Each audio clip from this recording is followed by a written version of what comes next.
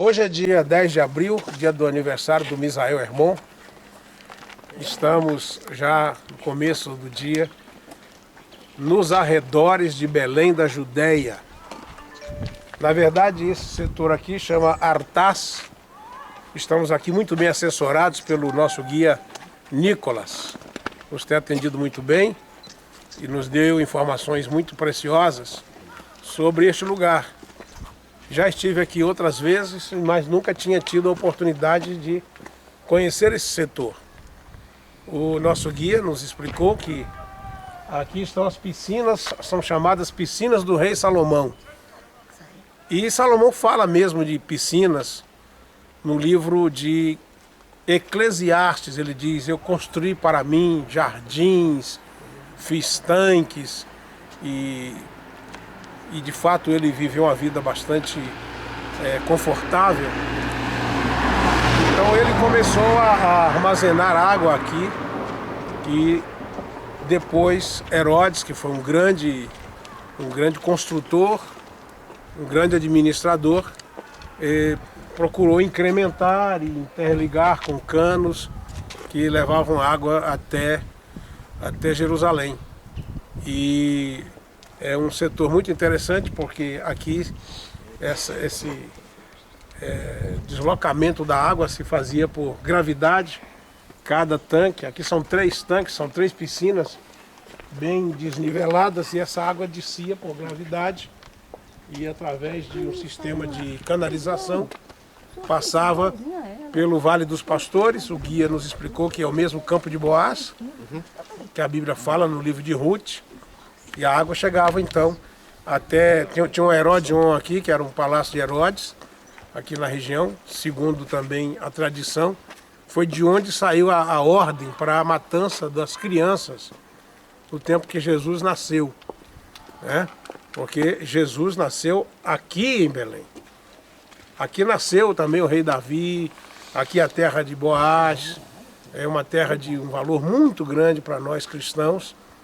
E dessa terra fala o profeta Miqueias: e tu, Belém Efrata, posto que pequena entre as milhares de Judá, de ti sairá aquele que será o guia de Israel, aquele cujas origens são desde a eternidade. Então, de lugar tão simples, nasceu a esperança para o mundo inteiro.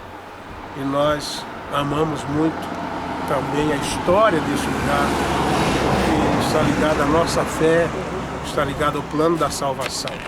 E realmente é muito interessante conhecer essas construções e nos lembrar então desses personagens bíblicos tão importantes na história.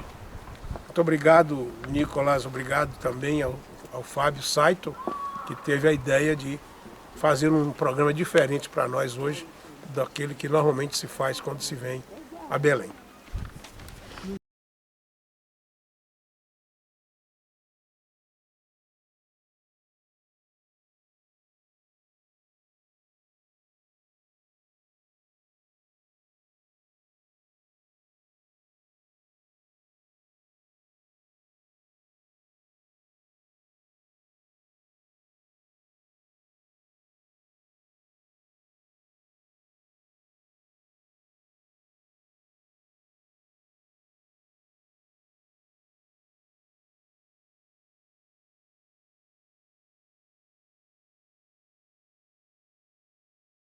Aqui estamos frente ao túmulo de Sara.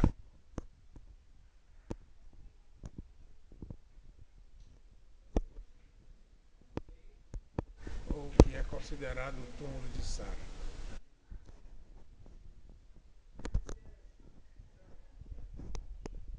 Temos que deixar os sapatos aqui.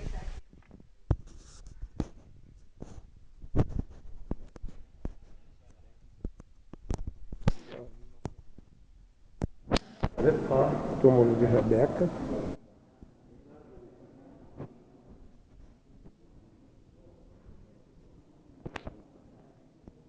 E o túmulo de Isaac.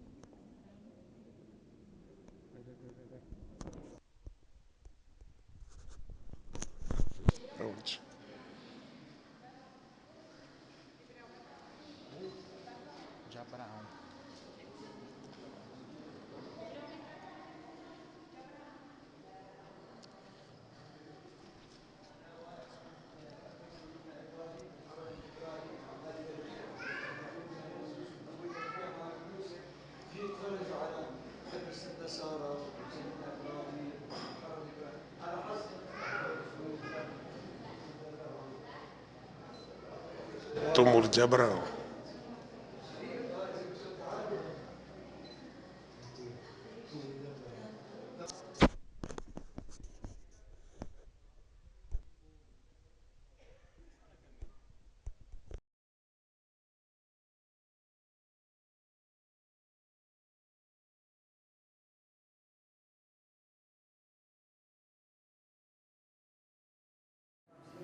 Estamos em Hebrom, uma cidade antiga, outrora pertencente aos filisteus. Na verdade, os palestinos são os filisteus.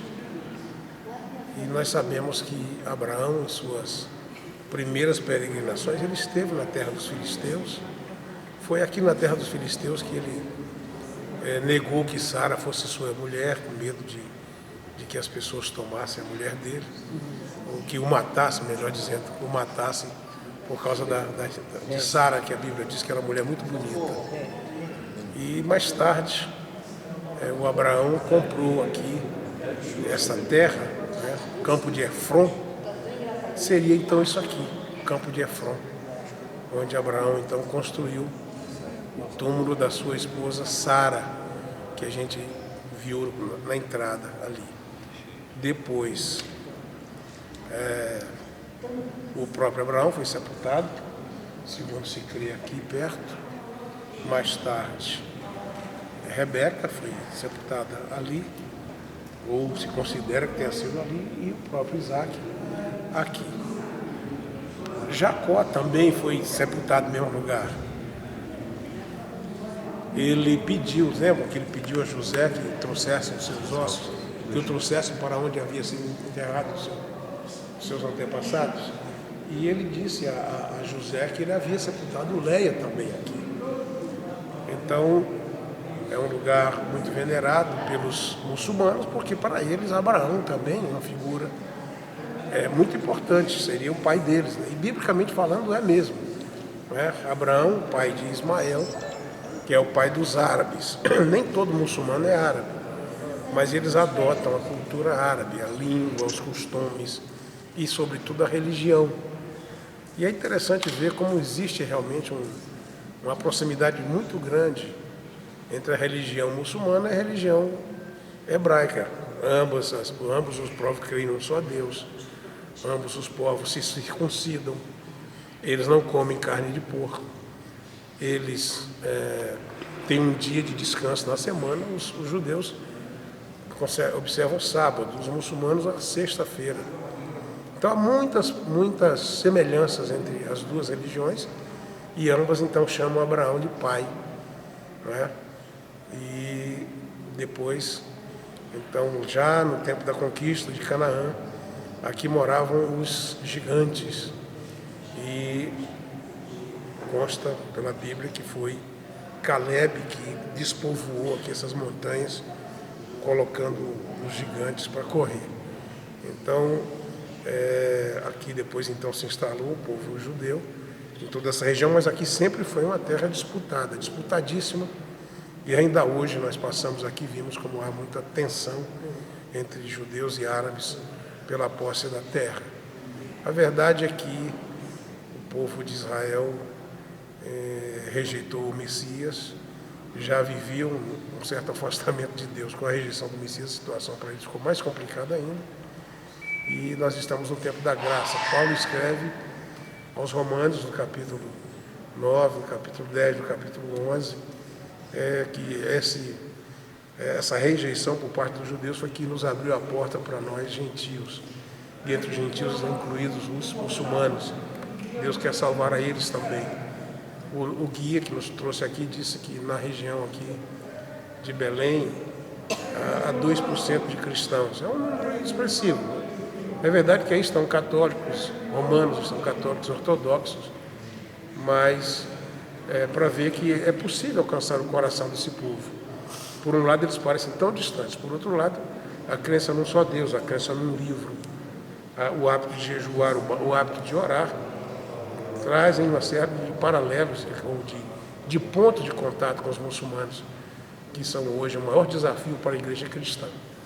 E eu estive recentemente nos Estados Unidos e lá tomei conhecimento de uma organização mundial que trabalham em prol da evangelização desses povos, que devem ser amados por nós, sobretudo porque são pessoas humanas que precisam tanto da salvação como qualquer um de nós. E é interessante ver, não é, esse ponto de... A gente deveria ver essas coincidências como pontes de contato com os árabes ou com os muçulmanos, como queiram, e nós devemos aproveitá-las.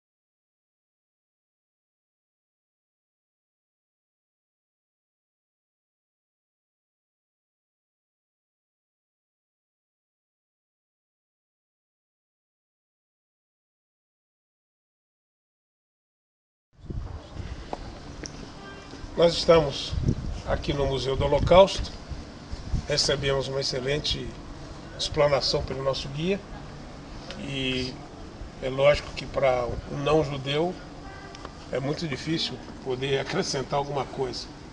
Mas eu gostaria de dizer que o museu não é apenas a lamentação pelos perversos, pelos maus, pelas coisas ruins que aconteceram, mas também aqui o começo é uma celebração de quem teve coragem de romper isso, teve coragem de se expor para ajudar o povo judeu. Na verdade, como também o nosso guia disse, o problema não foi só com a Alemanha. E é preciso que se diga, e eu aprendi isso aqui, que o Hitler teve dois momentos como chefe do Estado alemão. No primeiro momento ele foi eleito democraticamente. No segundo momento ele tomou o poder, ele se impôs, era uma ditadura quando ele fez o que fez. Então o povo alemão, de certa forma, está desculpado disso, porque o Hitler os dominava pela força. Mas a verdade é que os judeus, se eles tivessem para onde fugir, para onde escapar, muitos deles teriam escapado. O problema é que as nações não os recebiam. Eles queriam sair da Alemanha, eles queriam sair da Europa e chegar, batiam na porta do Brasil, não podiam entrar. Batiam na porta dos Estados Unidos, da Argentina, não podiam entrar. Porque não está proibida a entrada dos judeus. E eles tinham que mofar lá e sofrer o que sofreram. Mas houve pessoas que ajudaram a falsificar passaportes para que eles pudessem entrar com outra cidadania, com outra cara. Então houve muitas pessoas assim que ajudaram. E esse jardim aqui na entrada, que é chamado de Jardim dos Justos, celebra justamente isso. E cada árvore dessas lembra uma pessoa que foi uma benfeitora do povo de Israel.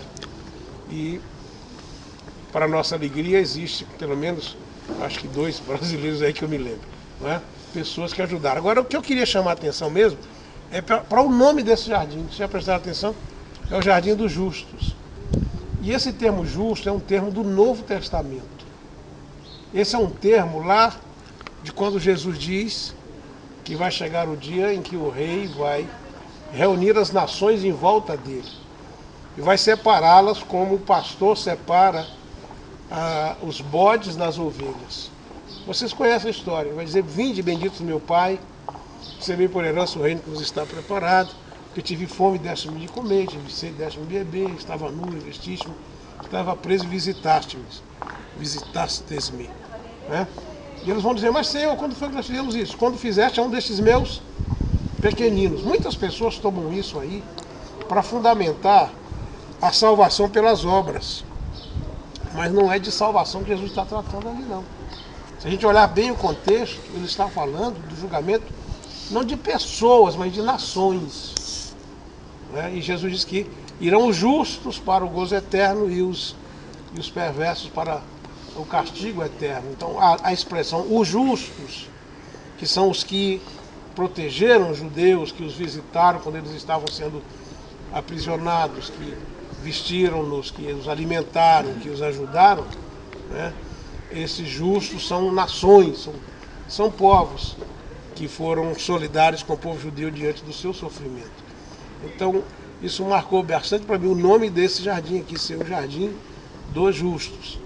Então, há uma promessa de Deus a Abraão, lá em Gênesis capítulo 12, abençoarei os que te abençoarem e amaldiçoarei os que te amaldiçoarem. Então, os povos que se opõem a Israel, os povos que são inimigos de Israel, normalmente pagam caro por isso. Daí nós temos que orar muito pelo Brasil para que eu tenho feito isso ultimamente todos os dias. Não estou dizendo isso para me vangloriar, mas estou dizendo isso para incentivar vocês a fazer o mesmo.